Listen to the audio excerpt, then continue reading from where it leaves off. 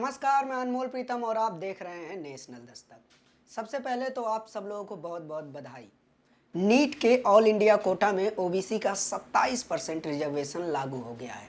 यह डिसीजन प्रधानमंत्री मोदी ने अभी लिया है और अभी ट्वीट करके उन्होंने जानकारी दी है कि उन्होंने नीट के ऑल इंडिया कोटा में ओबीसी को 27% रिजर्वेशन दे दिया है। लेकिन बड़ा सवाल ये नहीं है और बड़ी खबर ये नहीं है। बड़ी खबर ये है कि क्या ओबीसी के जो डॉक्टर बनने वाले स्टूडेंट हैं उनको ये पता है कि उनके लिए इतनी सारी लड़ाइयाँ लड़ने वाले लोग कौन हैं। इसके साथ ही बड़ा सवाल ये भी है कि क्या अब तक 4 सालों से जो नीट के कारण ओबीसी के 11,027 सीटों का नुकसान हुआ है उसकी भरपाई भी सरकार करेगी। फिलहाल इस पर सरकार ने कोई फैसला नहीं दिया है कि 11,027 डॉक्टर जो ओबीसी के नहीं बन पाए सरकार के एक कानून की वजह से, वो कब भरे जाएंगे और उनको मौका कैसे मिलेगा, क्योंकि ये बहुत बड़ा सवाल है। और दूसरा सवाल इसी से जुड़ा हुआ है कि क्या ओबीसी के जो भावी डॉक्टर होंगे, यानी कि जो इस साल पे परीक्षा में बैठेंगे और जो आने वाले वर्षों में परीक्षा में बैठेंगे और इस रिजर्वेशन से डॉक्टर बनेंगे, उनको पता भी है कि उनकी ये लड़ाई कौन लड़ रहा था। अगर उनको नहीं पता है तो ये वीडियो उन तक पहुंचाइए और बताइए कि उनके लिए ये लड़ाइयाँ किसने लड़ी। सबसे पहले तो आप लोगों को शुक्रिया अदा करना चाहिए इस देश के संविधान का और इस संविधान को बनाने वाले बाबा साहेब डॉक्टर अम्बेडकर का। उसके बाद फूले, पेरियार और बहुत सारे महात्माओं का। इसके अलावा आज के टाइम पे अगर आपको शुक्रिया अदा करना है तो सबसे पहले आपको शुक्रिया अदा करना चाहिए प्रोफेसर दिलीप मंडल का। प्रोफेसर दिलीप मंडल इस मुद्दे पे लगातार लिखते रहे, बहुत सारे संगठनों से उन्होंने बात की, पूरे देश में एक विमर्श तैयार कर दिया और उन्हीं की बदौलत नीट में ओबीसी के आरक्षण का मुद्दा पूरे देश में छाया, जगह जगह प्रदर्शन हुए। उसके बाद से आप शुक्रिया अदा करना चाहते हैं तो आपको नेशनल दस्तक का शुक्रिया अदा करना चाहिए, क्योंकि नेशनल दस्तक पहले दिन से ही इस पूरे मुद्दे को लेकर मिशनरी की तरह खबर दिखा रहा था और अभी भी हम लगातार दिखा रहे हैं। इसके अलावा आपको शुक्रिया अदा करना चाहिए भीम आर्मी का, क्योंकि जब देश के तमाम ओबीसी संगठन इस असमंजस में थे कि वो प्रदर्शन करें या ना, तब भीम आर्मी सड़कों पे थी। ये इतिहास में पहली बार हो रहा था कि भीम आर्मी ओबीसी के लिए आंदोलन कर रही हो और उस आंदोलन को हमने कवर भी किया था। उस वीडियो की लिंक भी आप कमेंट बॉक्स में देख सकते हैं। इसके अलावा आप बहुत सारे सोशल मीडिया पे मौजूद बहुजन बुद्धिजीवियों को सलाम कर सकते हैं। डॉक्टर रतन लाल को आपको थैंक यू बोलना चाहिए, शंभू कुमार सिंह को थैंक यू बोलना चाहिए, नेशनल दस्तक को थैंक यू बोलना चाहिए, न्यूज़ वीक को थैंक यू बोलना चाहिए, लक्ष्मण यादव को थैंक यू बोलना चाहिए, अनिल यादव जय हिंद को थैंक यू बोलना चाहिए, हंसराज मीना को थैंक यू बोलना चाहिए। ये सारे वो नाम हैं जो इस लड़ाई को इस मुकाम तक पहुंचा कर लेकर आए। इस लड़ाई में सबसे बड़ा योगदान चंद्रशेखर आज़ाद का भी है और उनकी आज़ाद समाज पार्टी का भी है।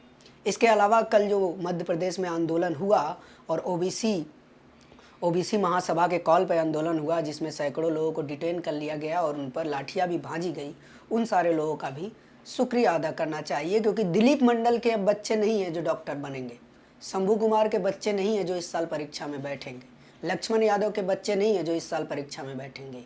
ये सारे आप लोगों के बच्चे होंगे जो परीक्षा में बैठेंगे। ये लोग लड़ रहे थे क्योंकि इन लोगों का सामाजिक न्याय को लेकर कमिटमेंट है। ये लोग चाहते हैं कि जिस समाज में ये लोग हैं उस समाज के लोग तरक्की करें और उनको उनका अधिकार मिले, इसलिए ये लड़ रहे थे। ये व्यक्तिगत स्वार्थ के लिए नहीं, सामाजिक स्वार्थ के लिए लड़ रहे थे, सामाजिक न्याय के लिए लड़ रहे थे, आपके बच्चों के भविष्य के लिए लड़ रहे थे। इसलिए आपको अपने हीरो को पहचानने की ज़रूरत है। आप ये बात गौर से देखिए और अपने आसपास नज़र दौड़ाइए कि दिन भर टीवी, अखबार और तमाम जगहों पर आप जिनको पत्रकार समझते हैं और जिनको एक्टिविस्ट समझते हैं, उन लोगों ने आपकी लड़ाई में क्या किया। रवीश कुमार ने कितने प्राइम टाइम किए, सुधीर चौधरी ने कितने प्राइम टाइम किए। जो बीजेपी की समर्थक मीडिया है, जिसको हम गोदी मीडिया कहते हैं, उसको तो छोड़ दीजिए, वो नहीं दिखाएगी। लेकिन जो लिबरल मीडिया है, क्या उसने आपके लिए काम किया? क्या द वायर ने इस खबर पर मिशनरी की तरह काम किया? किसी भी आप ऐसे लिबरल संस्थान का नाम ले लीजिए तो आपको पता चलेगा कि दरअसल ऐसे मुद्दों पर सभी खामोश हैं।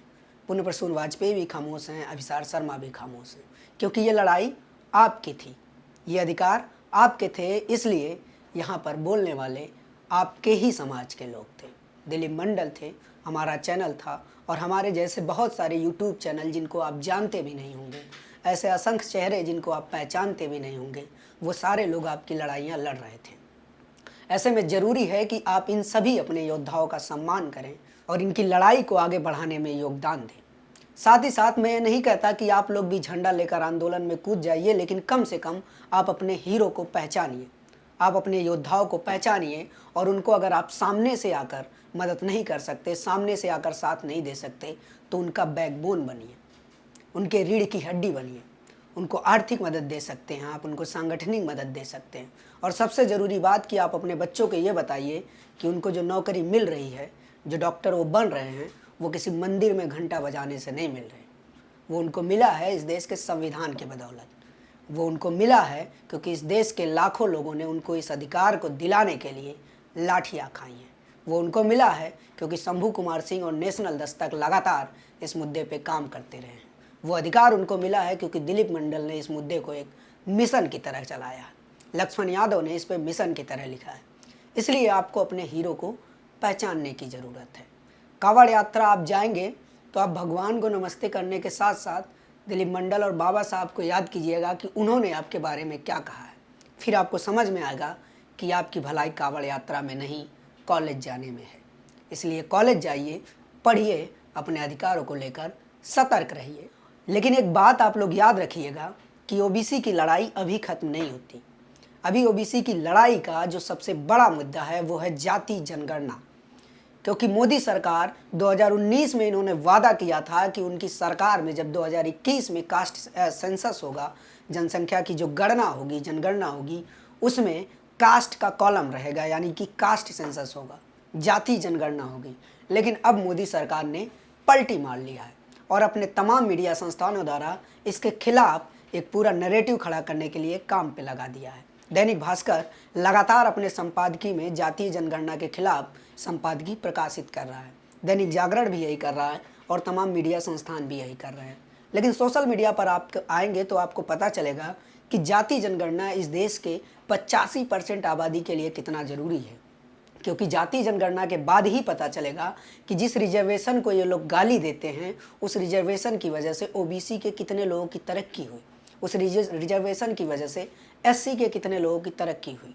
ये जो नौकरियों का पूरा ढांचा है, जो ब्यूरोक्रेसी है, जो मीडिया है, जो यूनिवर्सिटीज़ हैं, इन सब में ओबीसी के कितने लोगों को प्रतिनिधित्व मिला और कितने लोगों को नहीं मिला। ये सारे सवाल हमारे सामने खड़े होंगे और साथ ही पूछा जाएगा।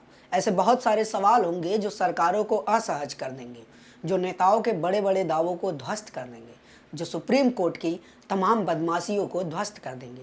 क्योंकि जब झारखंड या छत्तीसगढ़ या फिर मध्य प्रदेश में ओबीसी के आरक्षण को बढ़ाने की बात होती है, उनको आबादी के अनुपात में आरक्षण देने की बात होती है, तो कोर्ट कहता है कि हमारे पास जनगणना का डाटा नहीं है, इसलिए हम आपको आरक्षण नहीं दे सकते।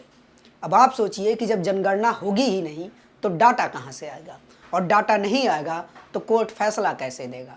कोर्ट सरकार को ये नहीं कह रहा है कि आप जनगणना कराइए, उसने ये बात सरकार पे छोड़ दी है। क्योंकि कोर्ट को भी पता है कि जब ना डाटा रहेगा ना रिजर्वेशन रहेगा, इसीलिए कोर्ट भी बदमाशी दिखा रहा है।